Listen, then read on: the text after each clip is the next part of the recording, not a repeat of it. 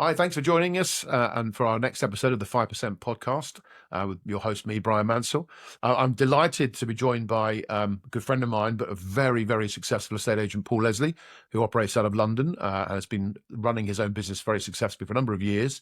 And today, Paul's going to talk about his experiences with Gazeal and reservations, how his customers get on with it, and how he has adapted to a different way of operating and protecting his sales. Morning, Paul. How are you? I'm very good, thank you. Thank you for the kind introduction. You're Um, very welcome. Lot to live up to there. Yeah, I can be a lot more flattery if I need to be, but that's pretty good. So, Paul, just maybe for the first couple of minutes, just sort of explain a bit about how long you've been an agent, whereabouts you're operating in, and that sort of stuff, if you don't mind, a bit about your market. Yeah, so not an agent by trade, as it were. I've come into it very late in life. Had a brief stint with Savills from 2018. That's when I first got into the industry. Up until that point, I'd had really mixed experience with estate agents, mostly bad, um, either being a tenant, an accidental landlord, buyer, seller. Um, and then in 2020, I decided to go out on my own, height of COVID.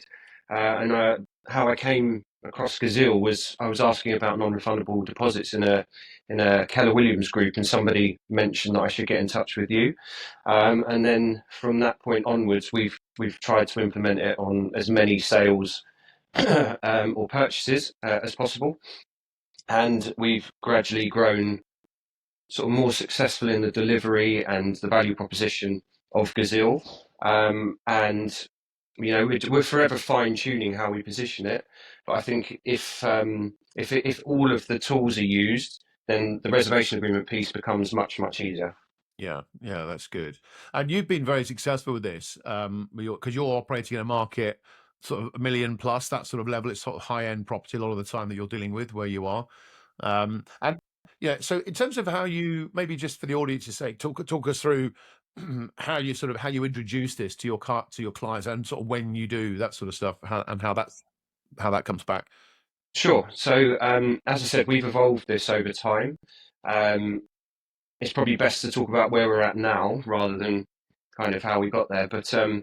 how do we introduce it to our clients? On the seller side, we talk about that as one of our. I've stolen this from you. Is it UCB, unique customer benefits, rather than a USB?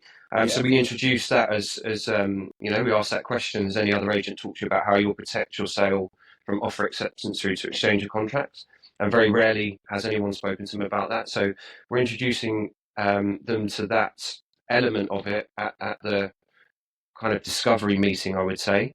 But then we're also talking about the value in one preparing the legal protocol forms in advance in terms of the speed that or the time that takes off the conveyancing process, but also the value in if a buyer is seeing 10 or 12 properties in their search, and the one that they see with us has got a buyer information pack. That just adds credibility and trust to that particular property. We're introducing it to our potential customers at the sort of discovery call meeting, and then with the other side of our customer base, the buyers, we are now sending out the buyer information pack. So we're actively advertising that there is one on our listings, and we are sending it out as part of a hyperlink, which we've shortened through Bitly, um, and we're sending that out as part of our viewing confirmation. So we're saying check this as part, and we've also evolved the sort of nice streamlined material information sort of PDF that we get from you, and we're now creating a JPEG that goes onto our listings as well as part of. So it's one of the images of the listing to show that material information. Oh, that's really good. Yeah. So I'm interested what you just said there about the buyer at the viewing stage. So you're essentially on behalf of the seller saying to the buyer at the time that they're viewing, there's an opportunity here to, to see more information about the house, which is obviously not something they're going to get with other agents, but also introduce them to the reservation opportunity at a time so they can make an offer that's sort of taken very, very seriously by sellers. Is that kind of what you're seeing from buyers? Yeah, definitely. And as I said, I think that the earlier you go into the journey with them, explaining, and basically I've just stolen stuff from everyone else. And Simon Gates talks about a value exchange. So you're giving value in terms of some upfront information that the buyer sees as value, and then you're saying to the buyer, okay, if this is the house for you, we've given you some upfront information.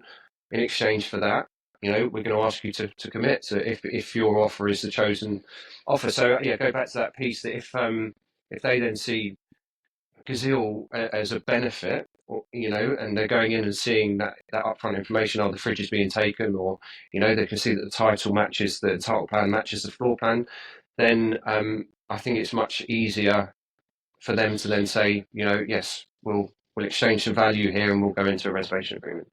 Yeah, that's good, isn't it? And like you said something else before, which I really like, and that is that you're alerting them to this opportunity through your listings. So you're seeing it as obviously as a customer benefit, not just to your seller, but to the buyer to have a bit more information about the property, and obviously be introduced to the fact early that you know if they want to, if they don't want to lose this house, then get in quick with your offer. But you can actually have the confidence that if your offer is accepted, it's yours, kind of thing. It's your property. How does that go Absolutely. down with buyers? Do you get any negative feedback from buyers, or is it generally positive, or what's your experience? Actually, the 80-20 rule, I'd say. So 80% positive, and then there's 20% of people that hesitant with anything new or resistant to change. But the vast majority of people see it as a benefit. The vast majority of people have either firsthand had a really bad experience with buying or selling, or if they haven't had it firsthand, they will certainly know somebody that's been left in boxes on the day of exchange, and without any repercussions, or just had sales that are protracted. And the large amount of stress of buying and selling property in the UK comes from uncertainty, and the reservation agreement alleviates most, if not all, of that. Yeah, yeah, that's good. And what challenges have you had about using it or introducing it? I think, as I said to you before, unfortunately there are people within this industry that are frightened to move it forward, and the government aren't really driving it or leading it. So we've had resistance from old school conveyancers. Yeah.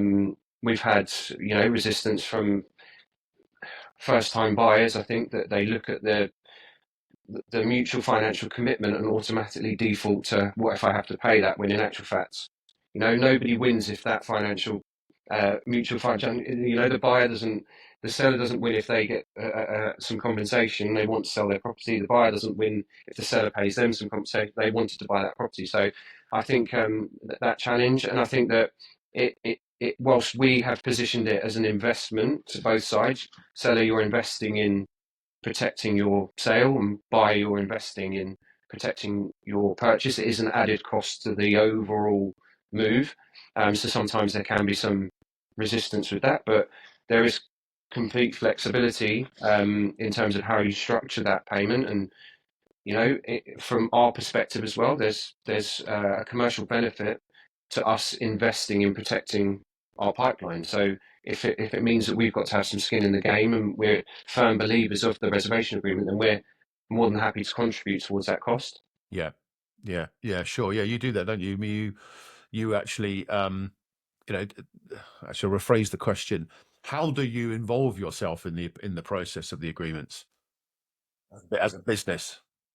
Our favourite way to kind of position it, and we think the fairest way to do it, is that the buyer will pay the half of the cost of the investment of the agreement, to secure the property and to take it off the market, and then we will add the seller's contribution or investment to our invoice at the end. So they don't pay anything unless the sale goes through. So, but as I say, there's been hesitancy on both sides, and sometimes we'll split it three ways, or we'll pay one person's element of it. And you find that, and that works for you. Generally, you find that after all the ways you've tried this, you find that that's the one that sort of sits the easiest with you and your customers. Yeah, I think so. Yeah, I think that's the easiest one, and for me, it's the fairest way to do it. If you were, I said, I had a brief stint in estate agency through Savills, and that was all lettings. Albeit I worked very closely with the sales department and did some sales viewings. I'd never been through the conveyancing process as an agent before. Yeah, But in lettings, you want to offer on a property, and so there's a holding deposit paid. So it's complete normality on that side of things. yeah. That there is some financial commitment, but on buying, which is arguably a much more emotive purchase or sale, there's nothing. Crazy.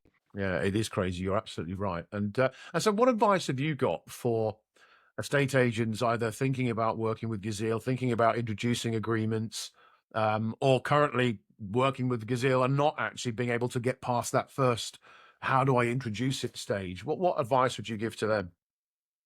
I mean, you can feel free to share my details within however this goes out, the mail out. They can call me. I've done a couple of sort of I wouldn't even classify them as presentations, but I've done some, been in a Zoom and explained how we've implemented it and our sort of process map, and I've offered to share templates in terms of how we communicate it at each stage of the process. So yeah, just reach out to people that are regularly implementing it and find out how they do it, and there'll be a multitude of different ways, and find out which works best with your customer base. But for me, if you're not using it, there I just that I cannot find there's no reason not to use it. Yeah, yeah, I think that's important. Yeah, we often have agents that, and it's always baffled me, but it doesn't surprise me anymore that come along and sign up with Gazeal because they want to change everything, they want to make it better for their customers. Then they don't introduce anything, and then they get customers having fall throughs. And I've always thought, you just imagine the damage that the agent would well, not cause, but would receive if their customer who's had a sale that then fell through knew that they had the way to stop that happening, but never gave that to them, never gave them that opportunity. I mean, that's just crazy, right? I mean, imagine how negative that person is going to feel towards their agent. Well, you could have stopped this, but you never told me about it. Why not? Why didn't you at least give me the chance to say, no, I don't want to do that? Um, it's crazy. I've always, the whole point about this was whether people use it or not, that's the decision to do a reservation, to give a commitment, should solely be in charge of the person who's actually moving. And the agent's job is, if they are in an agreement of, we think this is a really good idea, well, then just tell people, you know, Exactly. we can do this if you want. Do you want to know more? Well, yes, I do. And then Gazeal will help them understand that. We'll speak to people directly, as you know we do, on many occasions, and just not sell it to them, but give them the opportunity to have the sort of the rest of the facts so they can make an educated, informed decision. Yeah, yeah, yeah. Take the words out of my mouth. Really, yeah. Just to say that not only are there agents that are implementing it and have been through the pain points that these people are probably experiencing in their sort of hesitancy in using it, but yeah, yeah. Kudos to you guys and Louis. In terms of your support, because you are like on it. Yeah. As Gazeal grows, I imagine that's going to get more difficult. But at the moment, it's the level of support and the speed in which it's delivered is amazing. Yeah. Well, it's a very interesting point you just raised there, and I'm going to touch on that before we finish up. And that is that one of my in my personal life, one of my personal bugbears is that a bigger a firm gets, the worse its service becomes, and it very clearly loses its identity over a certain period of time.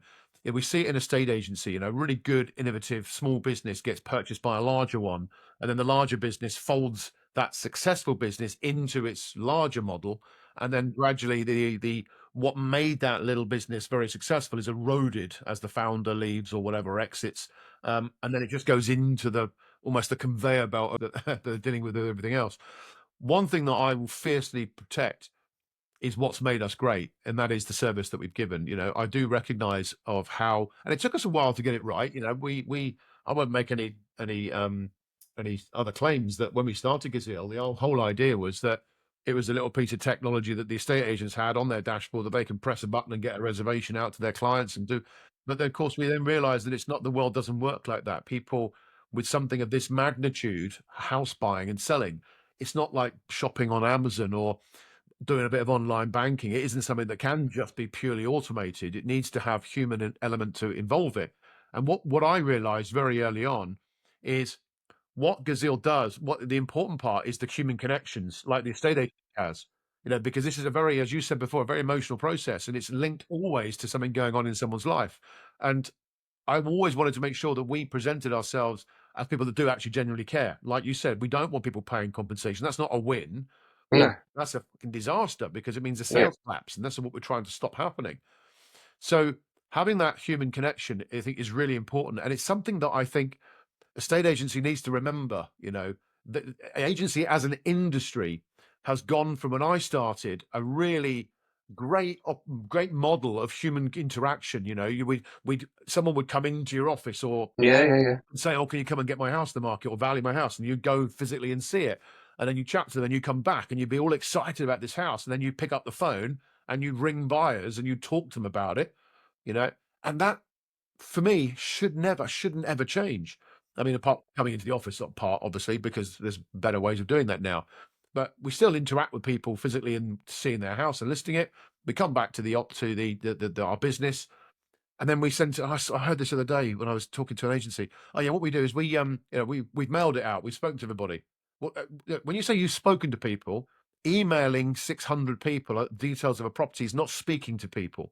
No, You I know, know. I mean, I couldn't agree. There's two things there that sort of jumped out at me. Is one is that that's my biggest fear is I've seen not just estate agencies, but most businesses, little businesses that I thought were brilliant, and then because they're brilliant, they've grown. And the moment they grow, sometimes too quickly, the service levels just completely diminish, and that is, like you said, this is a service industry, so for us, it's all about customer service. yeah, And the other thing that mentioned, yeah, that if you don't get that feeling as an agent where you've been into a house or you've spoken to a buyer and you've just got that picture of what they want, and then when that house comes along, you're able to match those two people together. There's no greater feeling than I like saying to somebody, "I think I've got the house for you." Them yeah, coming to see it and them going, yeah, "Do you know what that is? You've nailed it there." And if unfortunately agents, very few people go into this industry wanting to be an estate agent because it's got such a bad reputation. yeah. Typically, they go into it as a stopgap, or they come out of maybe uni. And because of the way the model is very much sink or swim, very low basic and then heavily incentivized commission, some of them, a small proportion of them, start to do well very quickly because they're better than average. They then, because they're doing well and being financially remunerated very well as well, develop an ego when they're not actually doing anything that great. So we've got these people that are doing fairly mediocre work that have developed a massive ego, and then it's just self-perpetuating. The quicker we can get to, I believe, more self-employed agents, I think that's key because they really care. They've got more skin in the game. It's a relationship-based journey, and the quicker we can move to more like a realtor model that we see in the States or Australia, I think that the industry will U-turn and go back to what it was once was, hopefully.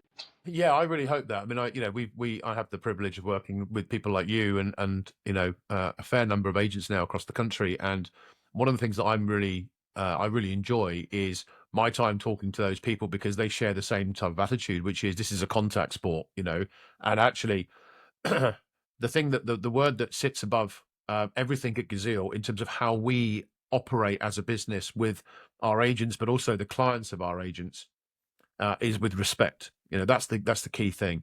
Respect respect what the estate agent's job is, which is a difficult one. They're in the middle of two people and they're on one side of the fence and they're trying to, trying to get a deal together.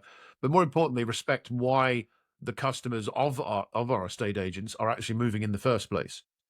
And I talk about this with many agents also, who talk to Gazeal and say, oh, well, buyers won't do that. And what happens if a buyer, like, hang on, stop. Estate agents overthink why the public are buying and selling, right? They think, oh, it's a buyer's market, so but the Yeah, buyers aren't going to do that. You don't know. The buyer hasn't sat there and said, "Oh, do you know what? We're going to buy in June of 2027 because when it's the market favors yeah, us." They yeah, move because they have to, right? It's the right time for them. My daughter's buying at the moment or trying. She's looking in the market for her first house. She's done that at the point she's had a deposit saved. She hasn't done that waiting for the interest rates to come down and prices to go or prices to come down 100%. at all. So she's going out. She might end up going out as she's been looking. I'm helping her with it at the moment, looking for property. She's unaware of the market conditions. If she's looking for an apartment, in around the Bristol area, and if she finds one, she's not gonna, she's gonna have a look at an awful lot of properties, And when she finds the one she really likes, she's not going to want to lose it. Now, This is it. I've taught her to say, whatever you do when you're with the estate agent, do not let them know how keen you are under any circumstances, because the moment you do that, you give up your ability to negotiate because you're in a strong position. So now you picture the estate agent in Bristol showing her around a property, and she comes out of that flat and she loves it, but she's like, okay, Yeah. we've got more to look at. We'll let you know, and walks off. That neg's going to be, oh, if I've got to get a reservation on this or I've got to get an offer on this, I'm going to be really nervous. Then I've got no idea how she's feeling. Yeah. So Completely. just give them just don't make any assumptions about how people feel, and actually say to them, if you like this property, the seller's prepared to give you a commitment to lock it in so you won't lose it.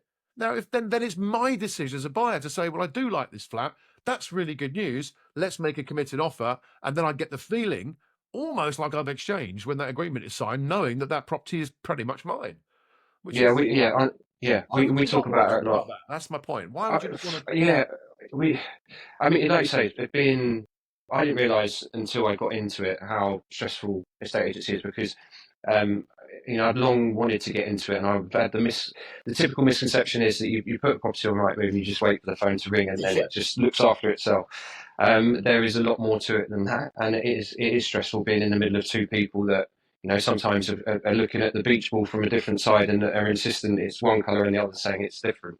Um, but the added sort of relief or the dampening of anxiety, the sleepless nights are alleviated by having a reservation agreement in place. And you're right, nobody is. I mean, like you said, your daughter didn't know what the market was like a year ago because she wasn't in the market. She didn't Exactly. care what the market was like a year ago. Exactly. And yes, people might not be familiar with making a financial commitment in the buying and selling process, but they are familiar in doing it in pretty much any other walk of their life. If they want to get a car taken off the market, they'll have to pay a deposit. If they want to book a wedding venue, they have to pay a deposit. Sometimes a hair appointment.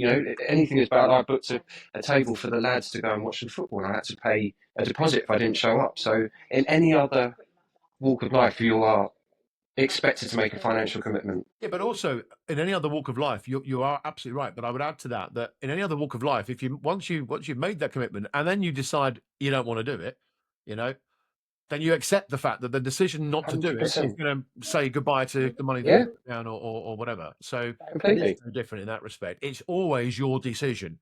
Yeah. Yeah, Not completely. because of the restaurateur or the people, flogging you a car. It's your decision as the person involved in the transaction. Do I want to see this through? I've got some information now, and I'm not sure that I want to carry on. And it's a financial decision. Do I go to that 100%. restaurant or don't I? And the decision is now maybe £100 decision. But with a property, because of the size and the value of what I'm doing, it's a couple of £1,000 decision. Do I want to back out of this and buy something else or rethink Yes. my strategy? If I It's do, I yeah, can. But I'm letting down the other side. Like you're exactly. recognizing that table cannot be sold if you don't turn up to it to This is anybody else. exactly it. It's all relative, isn't it? Yeah, All relative. yeah. All relative. Fantastic.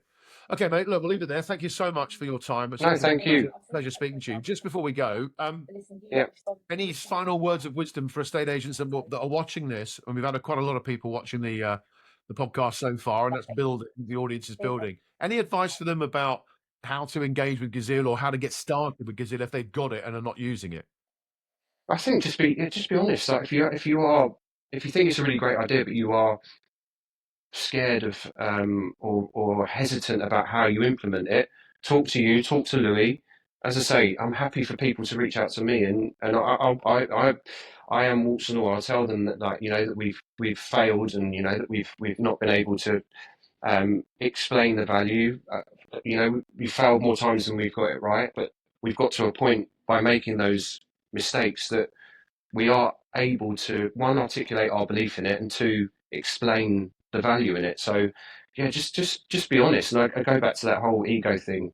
It's either ego or just because we've always done it this way, and that is the one sentence that will never mean change. It's like if you go on holiday, you get on an airplane, don't you? You don't still get a horse and cart to the Maldives. Maldives for you, not Bognor Regis for me, but It's not the Maldives for me, my friend. I I've never been there. haven't either. No, absolutely. Well, look, listen, mate, thanks so much. Thank you. Real pleasure, and wish you all the very best, and speak to you soon. Cheers, mate. Cheers, Paul. See you later.